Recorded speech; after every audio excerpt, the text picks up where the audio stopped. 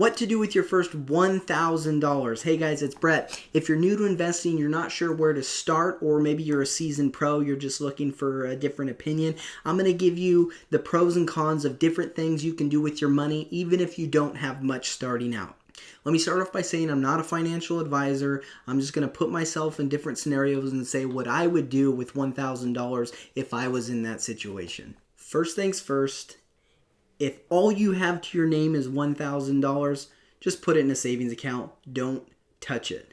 I know that's not sexy, but if that's literally the only money you have access to, I would keep it in a savings account in case of an emergency. Because emergencies do happen, and we want to make sure that we have some money when the emergency pops up so that I don't have to borrow money at a high interest rate, which is just going to cost me more down the road.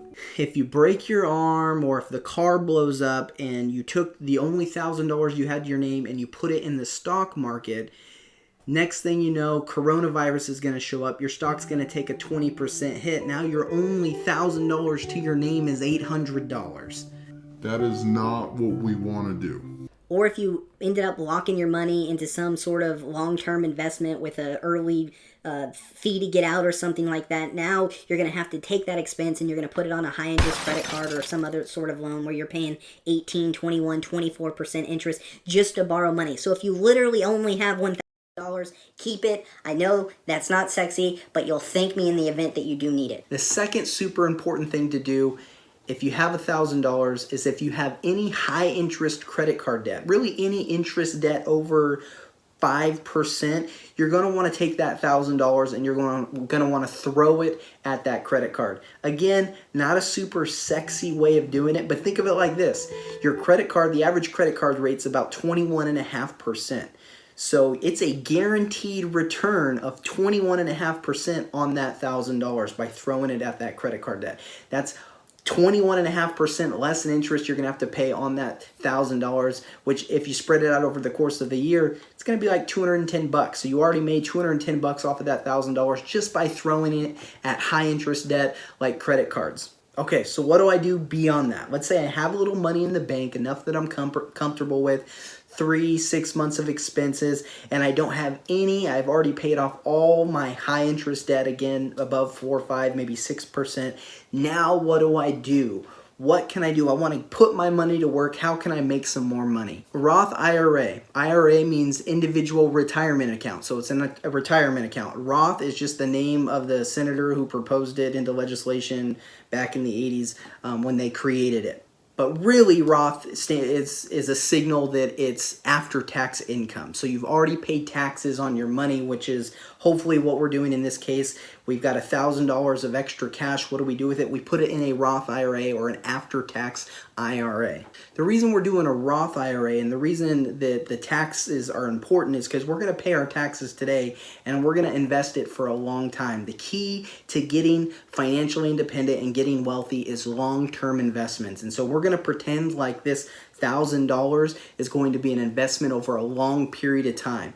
And right now, you may be, I may be broke. And when you're broke in America, that means you pay very little, maybe even zero taxes, federal income taxes. So if you're broke and you're just getting started, taxes on $1,000 is a lot cheaper than if you're loaded and you get $1,000. Now you're paying 38% income tax, which is $380 right off the top. So pay your taxes now, and then in 30 years or 40 years when we take it out, we don't have to pay any taxes. It's great. Let me give you an example. If I did this when I was 20, if there's a 20-year-old right out there right now who's listening to this, if I did this when I was 20, I just put $1,000 in a Roth IRA account and I just let it sit there from age 20 to age 65, 45 years. That's a long time, but I just let it sit there for 45 years in an S&P index fund that made let's say the last 45 years mimic the future 45 years. I would have $215,000 when I am done at the end of this from just $1,000 put in. And I didn't do anything else. I just let it ride and let it ride and let it ride. At the end of that, you're going to have $215,000 to take out, and you're not going to pay any taxes on it. It's literally one of the few legit things that the government does to let the average everyday Joe build wealth. In another scenario, let's say I took that $1,000, I put it in a Roth IRA, and then every month after that, from age 20, I'm not 20, but age 20 until 65, I had $50 a month, and I just let it ride. At age 65, when I'm ready to retire, I'm going to have $1.3 million. You can retire a millionaire with $50 a month after this $1,000 initial investment. So if you're in your 20s right now and you're listening to this, there is no reason that you shouldn't retire a millionaire. They always say past performance isn't an indicator of future investments, and I'm sure that's true to an extent, but the S&P index has averaged 12% for the last 100 years. It's a pretty good indicator of what you're getting. 12%. Now, if you're like my wife, she hates the idea of putting money into an account and not being able to use it for 35 years. She'll say things like, What's the point? I'll be so old I can't use it then. Okay. if you're similar to that and you want to put your money to work today, I would look at an index fund. What is an index fund? An index fund is technically a mutual fund, but it's mirroring a financial market index. So what that means is it doesn't have a fund manager. It doesn't have somebody or a team of people sitting around a room trying to decide which stocks, equities, bonds that they want to put into this fund that's going to make the most profitable return for their investors. Instead, there's none of that. Instead, it's just a fund that's designed to follow an existing market index, like the Dow, like the NASDAQ. The one that I've used in this example that I prefer is the S&P 500, which is the Standard & Poor's 500. So there's not a fund manager deciding which stocks to put in there. It's just an